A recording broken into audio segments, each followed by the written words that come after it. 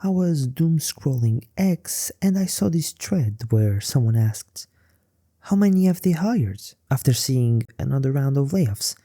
And then Grok dropped this. Tech's doing what it does best, pruning to go stronger.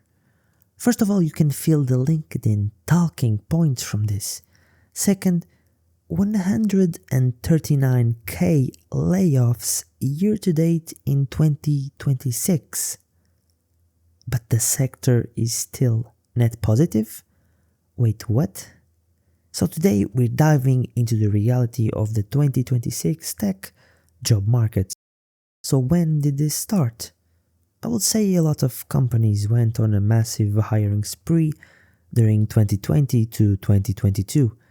Everyone was online, interest rates were low, tech companies were growing like crazy, and a lot of them hired aggressively because they thought that growth would continue forever.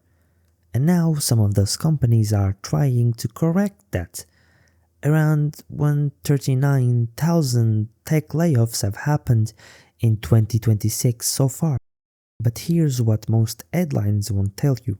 The same companies cutting pure managers, redundant roles, and bloated teams are also aggressively hiring in AI, cybersecurity, cloud, infrastructure, and data. CompTIA's 2026 report projects around 1.9% net tech employment growth. That's roughly 128,000 new jobs overall. So yeah, we're seeing layoffs, but we're also seeing growth. And that's the part that often gets lost in the headlines. While some companies are reducing headcount in certain areas, the overall tech workforce is still expected to grow. And this is where the whole thing starts to make more sense. The jobs leaving are not always the same jobs being created. Let's take a closer look at where the layoffs are coming from. Oracle reportedly did a whopping 30k, and the explanation, AI. Meta, around 8k jobs. Same discourse, AI. Amazon, double or nothing. Around 16k jobs gone. Cisco, around 4k. And if we take a look at these different companies together, the total gets close to 150k, which is a huge number. And it sounds terrifying, but we need to separate two things. The headlines and the structure underneath it.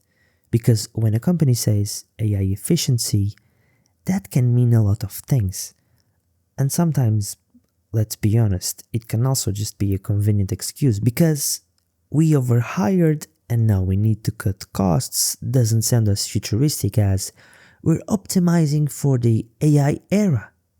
Now yes, this sucks if you're in the middle of it. Getting laid off is never fun, especially if you have a family. It's probably one of the worst things it can ever happen to you. Watching your role slowly disappear is even worse, and when every CEO is suddenly saying the same sentence with different fonts, AI will change everything. It's normal to feel stressed, but here's the part that actually gives me hope. Tech isn't dying, it's evolving faster than ever.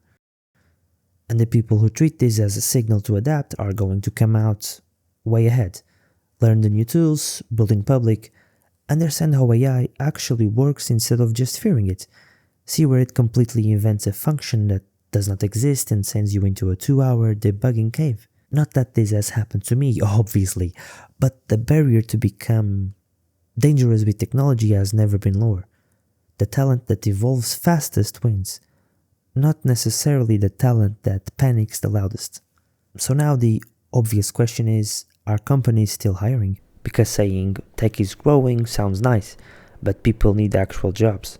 We already talked about CompTIA's 2026 report and its projected tech employment growth, but let's also look at what's happening around the web. Last month, we saw reports saying tech jobs hit some of their highest levels in the last 3 years. We also have websites tracking tech trends, especially open roles. And back in March, people were already talking about tech jobs being up around 11% year over year. Anyone who can connect tools, systems, and businesses' problems together is still a big asset to any company. And maybe the most interesting story? Even Sam Altman recently talked about companies starting to worry about AI token spending, which is funny because For months, the conversation was AI will replace everything. And now it's also, wait, why is our AI bill insane? So even the AI boom has limits. And if you guys are on this space, you probably heard about Uber exhausting its entire 2026 AI budget.